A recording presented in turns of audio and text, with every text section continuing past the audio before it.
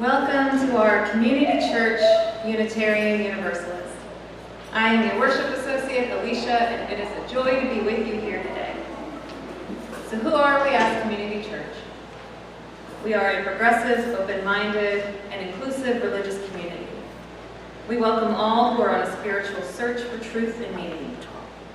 Ours is a faith in action as we do the work of social justice and elevate compassion in our quest to live ethically, recognizing the inherent worth and dignity of every being.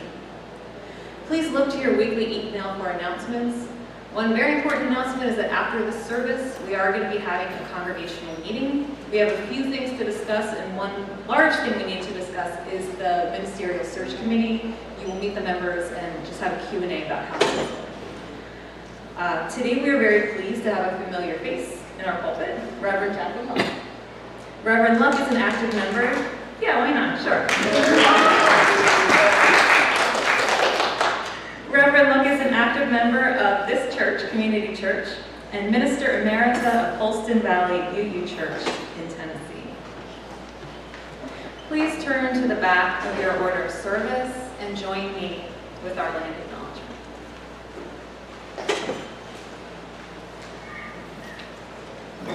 We acknowledge and pay tribute to the original inhabitants of this land. The city of New Orleans is a continuation of an indigenous trail along the Mississippi River, known for thousands of years as the Wabacha.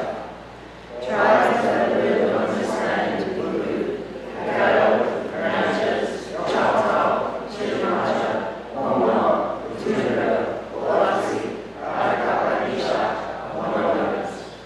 We recognize that as a result of our treaties and involuntary removals, Native Americans were often forced from their lands.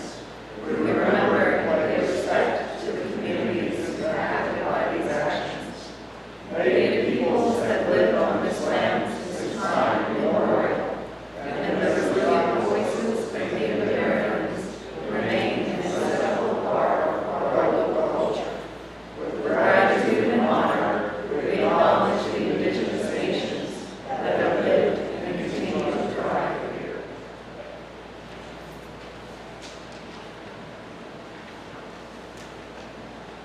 Our call to worship this morning is a responsive reading. If you would turn to 654, that's not what it says in the order of service. 654, the back of your pen.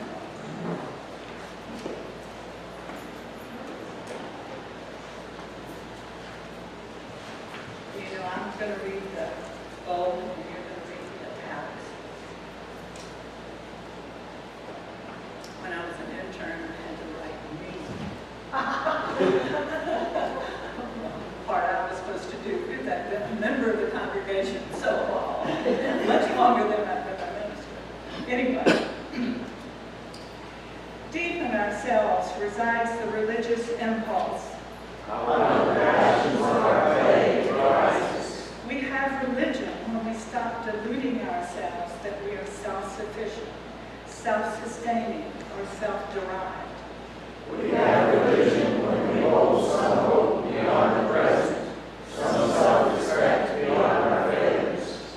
We have religion when our hearts are capable of leaping up at beauty, when our nerves are edged by some dream in the heart. We have religion when we have divine gratitude for all that we have received. We have religion when we look upon people with all their failings and still find in them good. When we look beyond people to the grandeur in nature and to the purpose in our own heart. We have religion when we have a double hope in hand, and then in confidence we trust ourselves to Lord and larger than ourselves.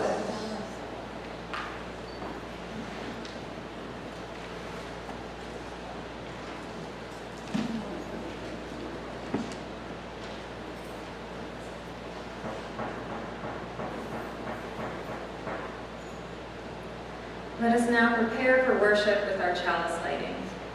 It is Community Church's custom to light a chalice invoking hope and eternal truth to our worship. Please join in singing "We Like This Flame" with the words printed in your order of service.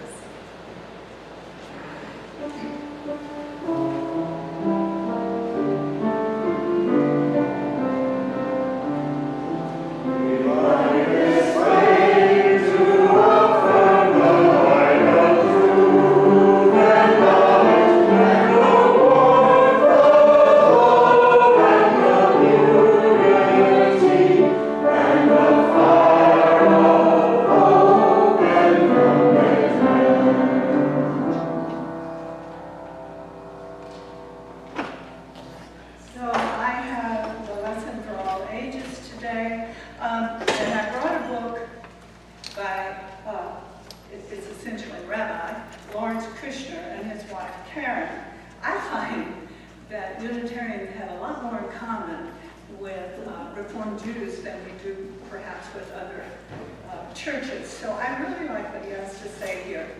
And so I am going to read it off, kind of skim it. Where is God? God is in the beginning, in the first ripening tomato, and in cookies fresh from the oven, in the first day of vacation, in the tiny hands of a baby. Where is God? God is in the end, in the last sweet bite of birthday cake, and in your worn, torn baby blanket, in the last wave goodbye at the end of a visit, and in the closing moments of someone's life. Where is God? God is in the way people come together, in the sharing of a cold and gloomy morning, and the Band-Aid fix-up after a fall, and homemade gifts made of clay and paint, and in morning hugs and goodnight kisses. Where is God? God is in the world, in bird chirp, frog song, chattering squirrels, and in the fly caught in the spider's web, in caterpillars chewing leaves from daisies, and in worms turning leaves into earth. Where is God? God is everywhere if we only look. God is wherever we let God in. Like cool breezes on a hot summer night, or the rays of the sun drying puddles of rain, like the long hours until supper time, or the short minutes of a day at the beach. You know they're there, but there is nothing to see. Like the kindness in someone's voice, or the happiness in a song, like the pride when mom and dad helps your class, or the jumpy excitement at the start of a holiday. You know it's there, but there's nothing to see. Like your hope when it's your turn at bat, or your worry when your dog runs away. You know it's there, but there's nothing to see. God doesn't look like anything either, because there is nothing to see. But everyone and everything gives us clues that God is here. Clues that point to the one we cannot see. How does God make things happen? Look at your family. See sisters taking turns on the slide, and brothers sharing in the game. Watch while everyone comes together to help with dinner. How did God make things happen? Look at your school. A boy helps when another can't reach. A girl shares her lunch.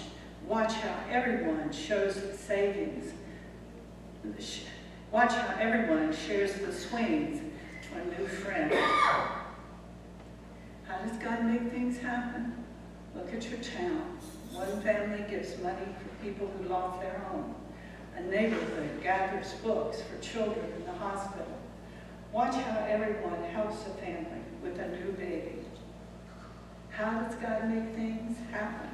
With little hands, into the stove, with little hands and big hands, with young hands and old hands, with your hands. Let's see. I have another reading.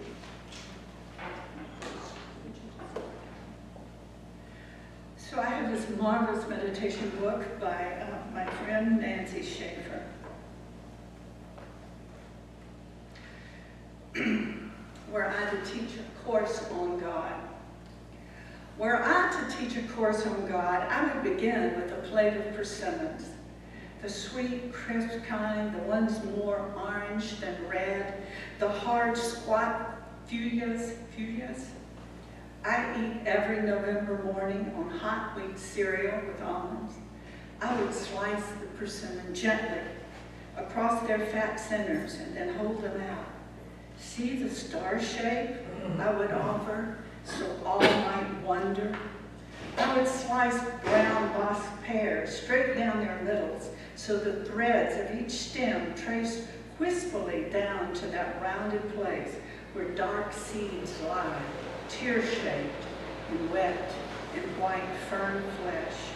I would hold these halves silently forward, their bottoms smooth and the curves of my palms. I would teach God with plates of pomegranates. Both before they were opened and after. I would bring wet washcloths so we could bury our faces and eat all that luminescence, purple red. Those clear, bright kernels fitted in tight rows on small and tumbling hills.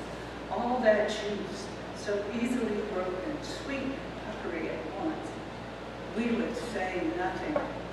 I would teach this way, with plates of fruit, a knife, many washcloths, with my eyes very large, with my mouth mostly silent, so all might eat.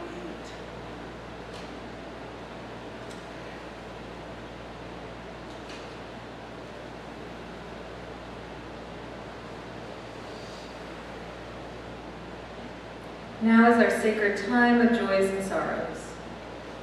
If you have a need to share with this community, whether it be expressing something that weighs heavy on your heart these days, or letting us know what reason there is to celebrate, please write your message on one of the cards that our ushers have, or if you are joining us online, in the chat box to be read out loud after our musical interlude.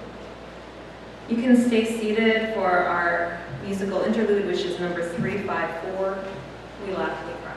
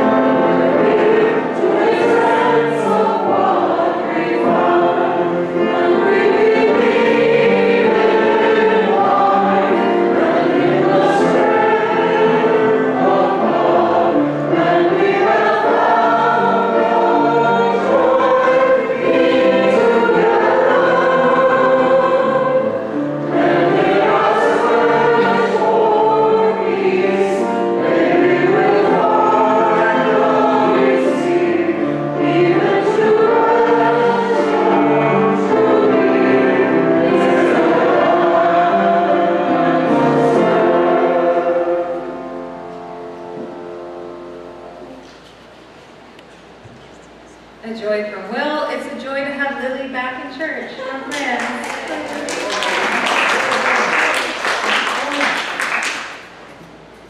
From Jim. What a joy to witness athletes from all over the world competing peacefully in the Olympics. And also a sadness that some countries still choose war or violence.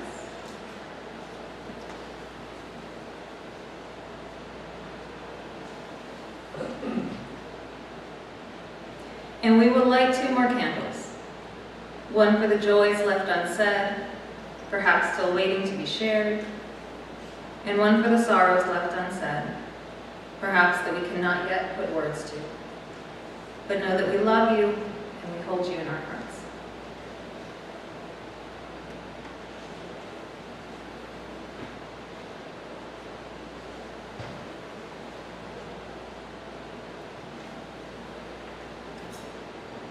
So I changed my reading.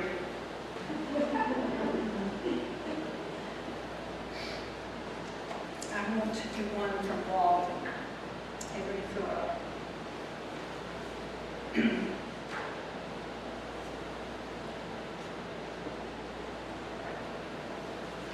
Rolex.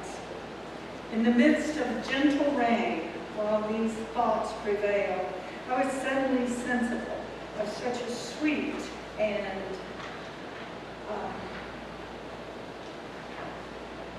beneficent society in nature. In the very pattering of the drops of rain, he was talking about that before, and every sound in sight around my house, an infinite and uncountable friendliness all at once, like an atmosphere sustaining me.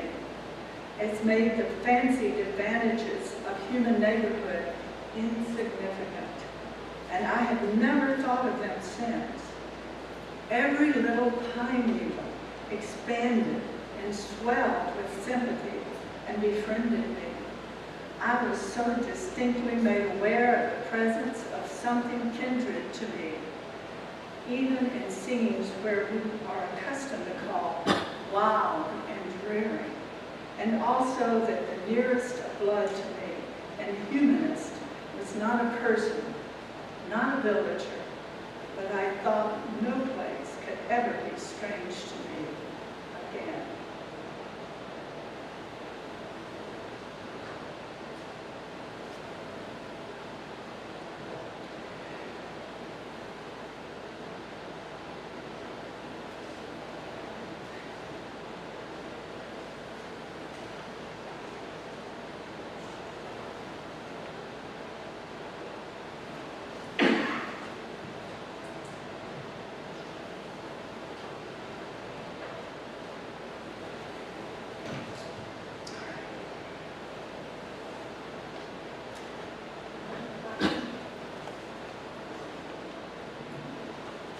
That's better?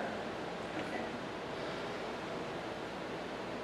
When I look back over my life, the healing of my life and my body after having my neck broken in a car wreck, or in growing and transforming my life from a conservative southern white girl entering first grade in 1950 to a single working mom of 4 boys who taught art and now is a minister emerita. How did that happen? There were many incremental transformations made and even some rather courageous decisions I felt enabled to make. And other people were there for me, teachers and friends, at times strangers. I found what seems to me, all these years later, a safety net of concerned others throughout my life, people who believed in me or understood my struggles. I was not alone. They have no idea of their importance in my life. And yet, it seems to me, something more seemed to be influencing my life in positive ways. Something drawing me along as one life event led to the next. I called it God. But as I matured and and realized how many awful things happen, I couldn't reconcile a God who seemed to help some and not others. Hence, I became a Unitarian Universalist. It is because of that struggle to align our beliefs to our scientific understandings that many of us leave our churches of origin or never join a religious community. We think there are no other options. I've learned of many other ways of being religious besides Christian orthodoxy. Henry Nelson Wieman, for example, considered the reality of a God found in events, not an abstract God beyond history or beyond nature, because he understood that a supernatural God created confusion in the light of all these scientific discoveries we've made through the years. Henry Nelson Wieman was a 20th century philosopher of natural religion. His first book, The Source of Human Good, was published in 1946, describes what he called naturalistic theology. He began his ministry in a Presbyterian church, but was accepted in fellowship as a Unitarian minister by the American Unitarian Association. That's before we had merged with the Universalists in '49. The Unitarian Universalist Association awarded Weiman the Award for Distinguished Service to the Cause of Liberal Religion in 1975. 6 days after he died, he was 91. They were kind of asleep at the wheel, weren't they? Better do this sooner rather than later. Weiman's philosophy offers us a rational approach for considering what I just named something more operating in my life.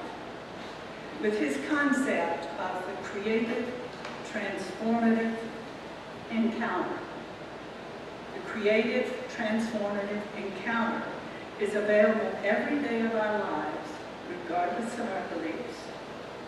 Weiman's God of a creative event is grounded in reason and observable in the natural world.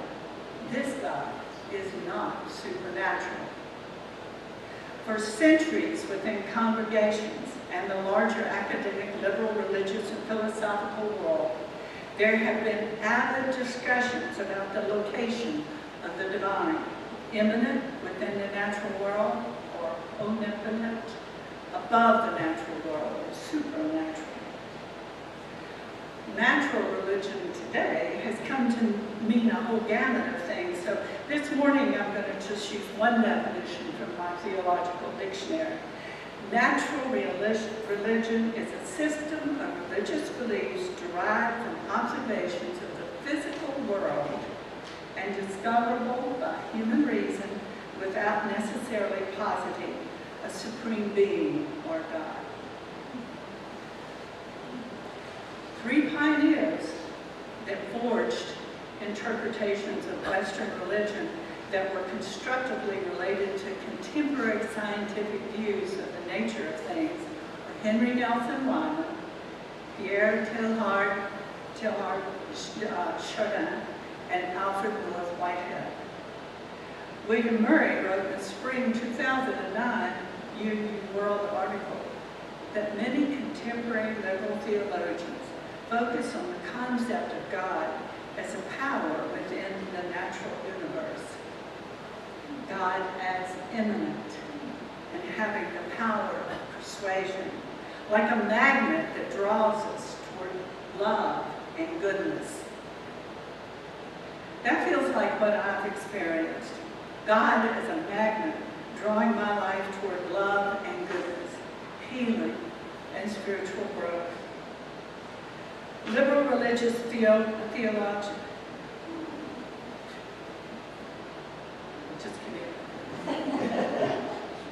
theologians, thank you, liberal religious theologians were renaming God not as the generator of the universe, but as a creativity in the natural universe itself.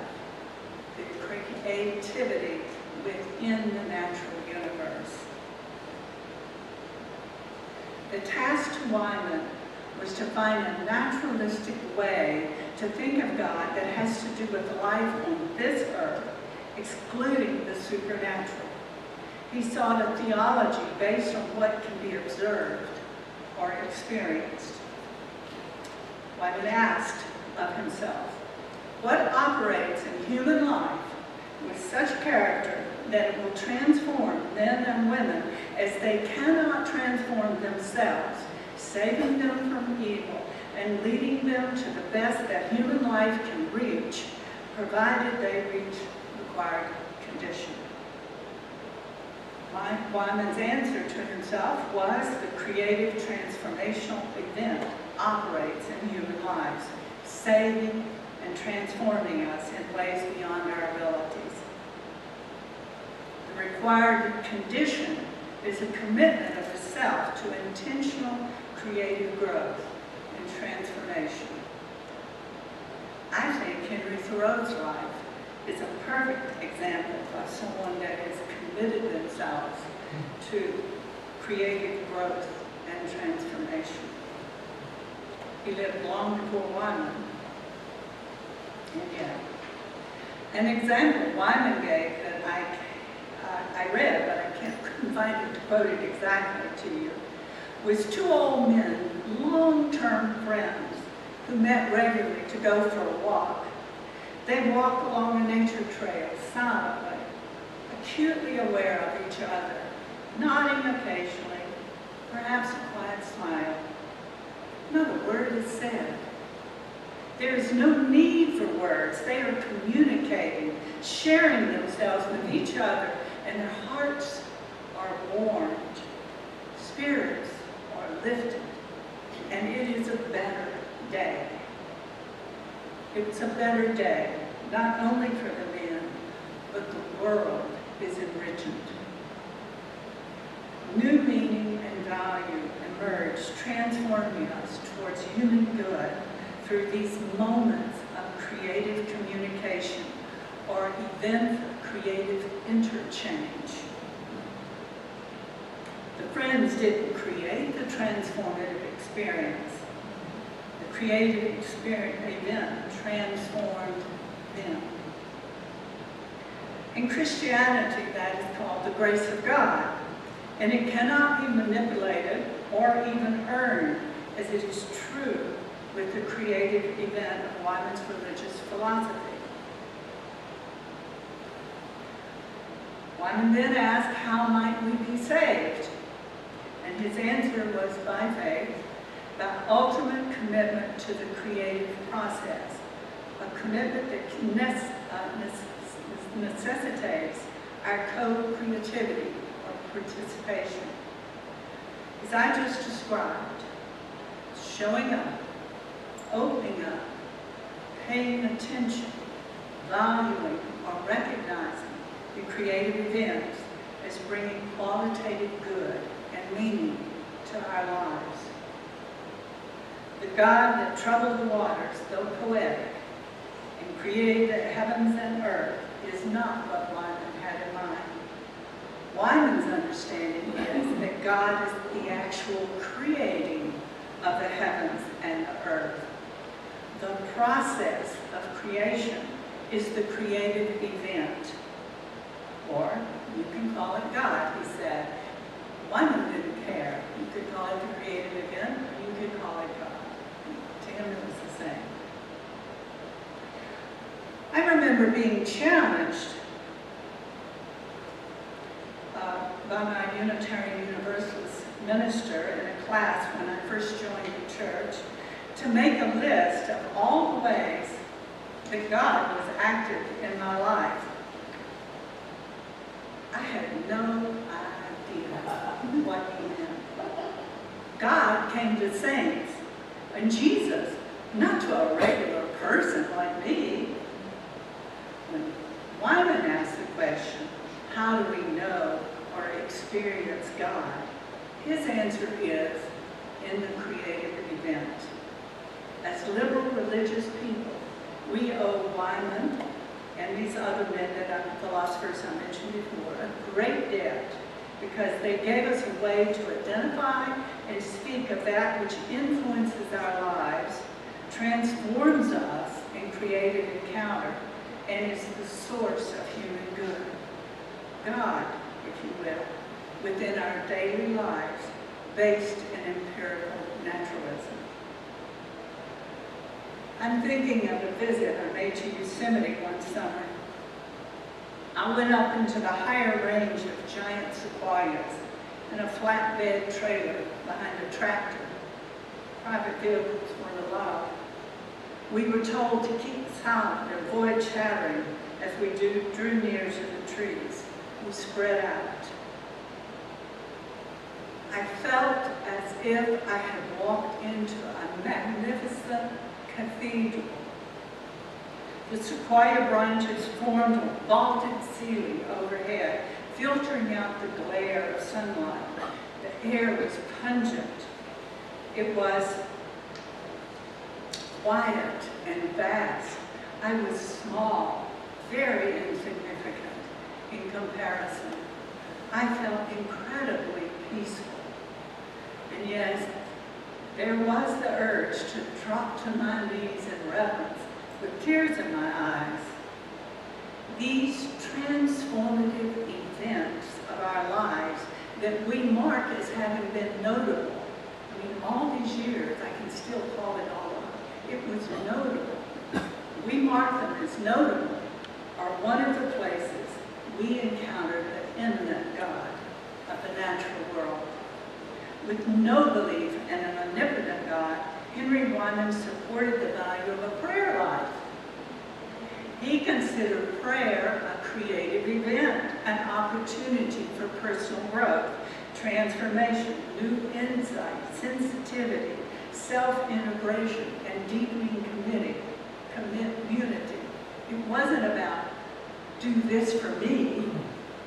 It was more about them or it, or whatever that we pray, bring our concerns forward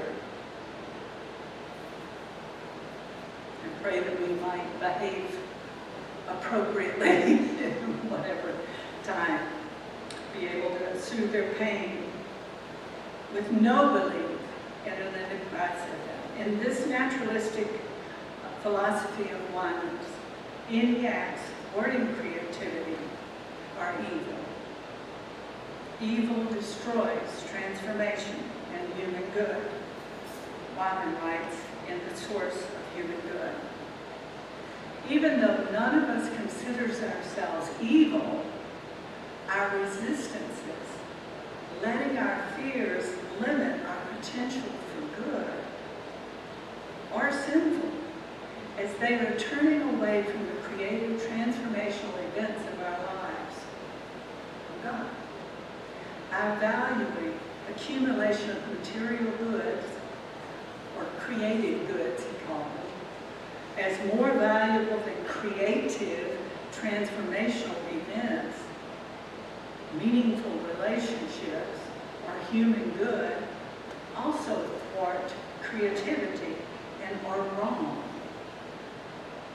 What is the role of the church in a naturalistic religion? Weiman answers, the primary duty of a church is neither mystical devotion nor trailing after other agencies and promoting social improvement. Churches are to strive to shape social institutions and the conduct of personal life in such a way that creativity can operate more effectively through the entire range of human experience.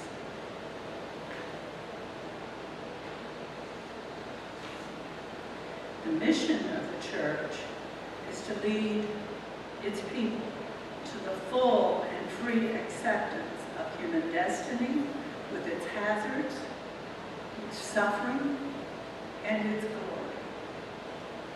Though considered a Christian theologian, late in his life, Weiman refused to label himself Christian or non-Christian, nor did he accept the name of theist or religious humanist. Weiman's religious philosophy got lost in the second half of the 20th century, in part because congregations had gone in different directions and moved away from philosophical and religious studies, I think. So I will say, in conclusion, Henry Nelson Wieman responded creatively to the cultural situation of his and our time, a time when science, technology, relativism, and hedonistic materialism shape our globe and the lives of increasing numbers of people around the world. Weiman's religious philosophy was dominated by attempts at conceptual clarification about God. He's always trying to get this clear, a reality that Weiman believed to be operated as creativity in the world. Yet his ultimate concern was the creative event, religious experience itself, creative growth, with increased awareness, greater integration, new perspectives, and deeper community. The pursuit of truth and greater knowledge must always serve the increase of value of the good and of justice. God is not hidden as we might think and feel. Weiman's person is to increase our sensitivity to the richness of felt quality, new creation, which is always open to us within our experience. In this way, the world of matter becomes imbued with the spiritual. Material existence becomes spiritual as things become expressive of the human spirit. Events cease to be material things merely, like sequoia trees. They become a language, a prophecy, a song. Henry Nelson Wieman didn't mean to replace religion. Perhaps his religious naturalism just suggests to us a change of lenses to create focus and clarity.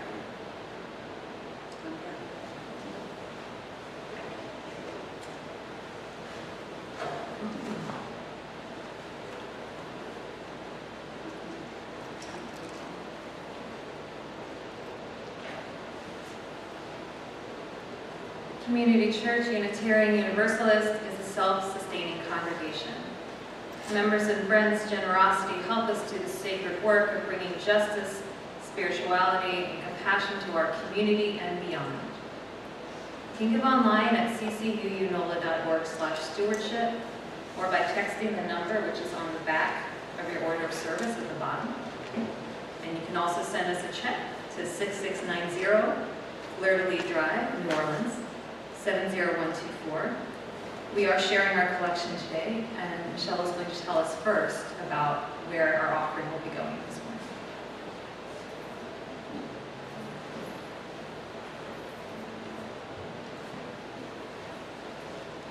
Good morning. I'm speaking on behalf of the Community Justice Ministry this morning. We do a Share the Plate every second Sunday of the month, and this month we changed it because there was an urgent need. I'm not going to use last names since this is posted on YouTube, but I think most of you know who Rosa is. Yes. Rosa is an immigrant mother who walked from Honduras to the United States with her 4 small children a few years ago, and she's started out in California, now lives here in New Orleans. It's been, as you can imagine, a very hard road for her to stay on her feet and support her children. School just started. We have our endowment fund has given her some money for school supplies. She currently has a regular job, but her employer has taken off work for the month of August, so she's had no work in August. We have already, some generous members of our church have already donated some money to help with her rent this month, which was an urgent need. And of course, you know, other things, when you have more kids, there are always needs, especially for kids who just started school. Reverend Luck very generously went and stood in line in the heat this week to buy some uniform items for some of the kids. Yeah, it was a very generous thing to do. Anyway, that's what our collection is for today, is for Rosa and her children.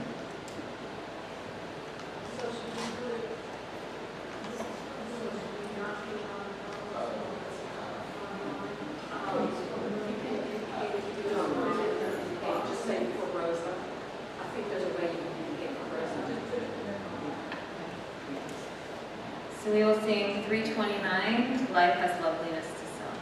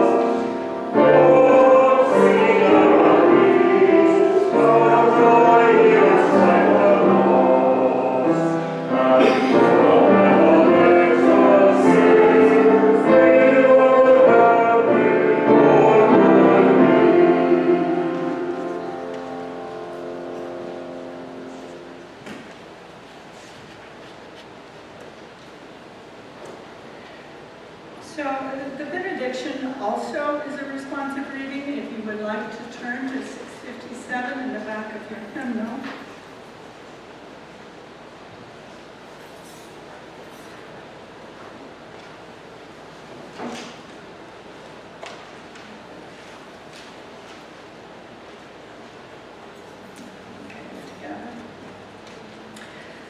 Some beliefs are like walled gardens. They encourage exclusiveness and the feeling of being especially privileged. Other beliefs are expansive and lead the way to wider and deeper sympathies.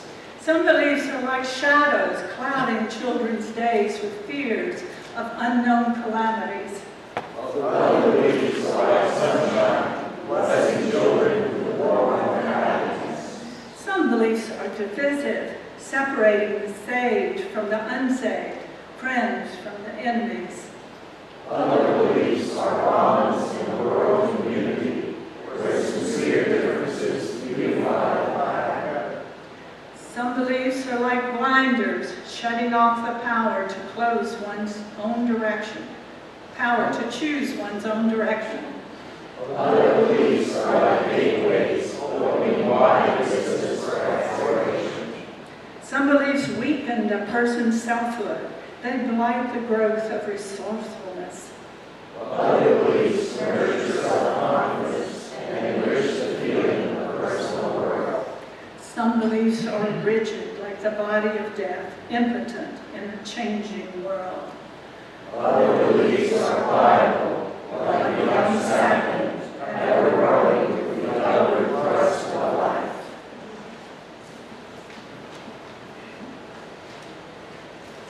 Just a reminder that following our postlude, we do coffee and refreshments in the other room as usual, but we are also going to have our congregational meeting immediately following our postlude. So please join me in reciting our chalice extinguishing. We extinguish the chalice. And